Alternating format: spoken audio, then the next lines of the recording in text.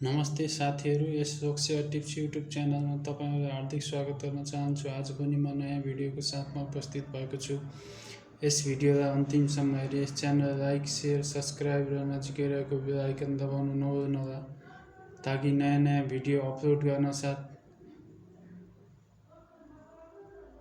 Notification प्राप्त हुनेछ। आज म प्राविधिक सहायक प्रासामा खुलेको विज्ञापन लिएर आएको छु।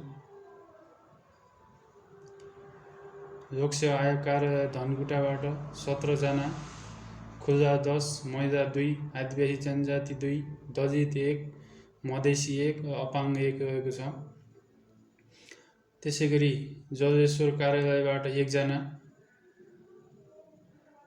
भने महिलामा 1 जना रहेको छ। त्यसैगरी काठमाडौँबाट जम्मा 12 जना, खुल्लामा 6 जना, महिला 2, आदिवासी जनजाति 2, दलित 1, मधेसी 1 रहेको छ। त्यसैगरी पोखराबाट जम्मा 3 जना, खुल्ला 2, मधेसी 1। त्यसैगरी बुटोल कार्यालयबाट जम्मा 3 जना, खुल्ला 2, आदिवासी जनजाति 1। सुर्खेतबाट जम्मा 2 जना, खुल्ला 1, महिला 1। दिपालबाट जम्मा 3 जना, खुल्ला 2 र मधेसी 1 रहेको छ।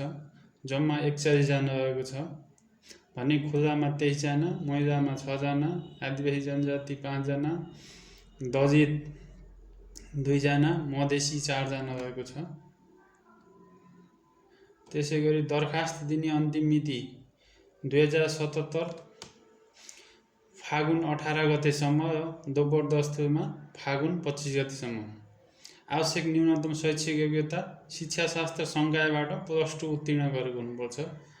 त्यसैगरी परीक्षा मिति पछि प्रकाशित गरिनेछ। परीक्षा दस्तुर रु 400 र समावेशीका लागि प्रत्येक विज्ञापनको लागि थप रु 200। थप जानकारीको लागि www.psc.gov.np मा हेर्न सकिनेछ भनेको छ। त्यसैगरी लोकसेवा आयोग शिक्षा, नेपाल शिक्षा सेवा, शिक्षा प्रशासन निरीक्षण उपसमूह राजपत्र अनङ्कित प्रथम श्रेणीको खुला प्रतियोगितात्मक लिखित परीक्षाको पाठ्यक्रम भनेको छ। परीक्षाको योजना परीक्षा चाहिँ 2 भागमा बाँडिएको छ। एउटामा लिखित, यसमा चाहिँ समय बहुवर्गीय वस्तुगत उत्तर हुन्छ। समय 45 मिनट, प्रश्न सङ्ख्या 50, पूर्णाङ्क 100 को, उत्तीर्णाङ्क चाहिँ 40 हुन्छ। यसमा वस्तुगत बहुउत्तरवाला प्रश्न हुन्छ साथीहरू। त्यसैगरी दोस्रोमा अन्तर्वार्ता, यो चाहिँ पूर्णाङ्क 20 को हुन्छ, यो चाहिँ मौखिक हुन्छ।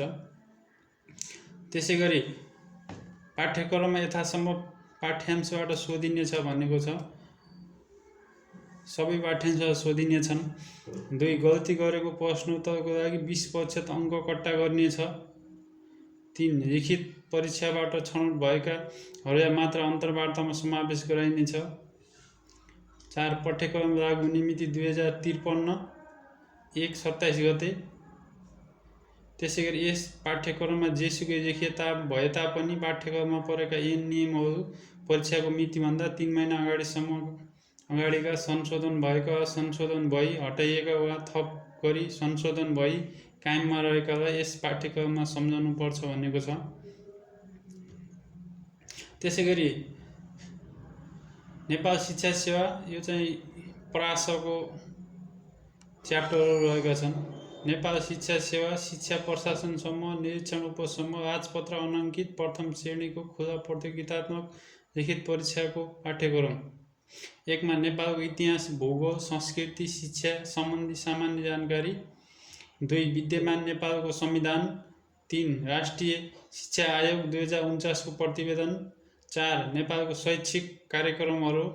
4.1 मा शिक्षाको राष्ट्रिय उद्देश्य नीति। 4.2 मा शिक्षाका सङ्गठन तथा विद्यालय स्तर।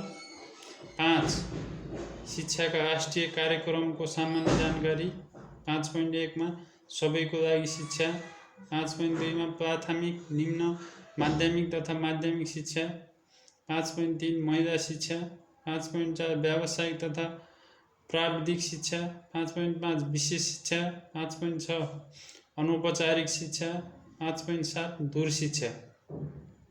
त्यसै गरी 6 नम्बर शैक्षिक प्रशासन क्षेत्रीय तथा जिल्ला स्तर, 6.1 शिक्षा प्रशासनको सङ्गठन, 6.2 शिक्षा ऐन 2028 संशोधित सहित, 6.3 शिक्षा नियमावली 2049 संशोधन सहित, च्याप्टर 7 निजामती सेवा ऐन 2049 तथा निजामती सेवा नियमावली 2049 संशोधन सहित, 8 शैक्षिक तथ्याङ्क सङ्कलन तथा विश्लेषण, 9 विद्यालय स्तरको पाठ्यक्रम परीक्षा तथा मूल्याङ्कन, 10 विद्यालय निरीक्षण तथा त्यसको आवश्यकता, 11 शिक्षक तालिम।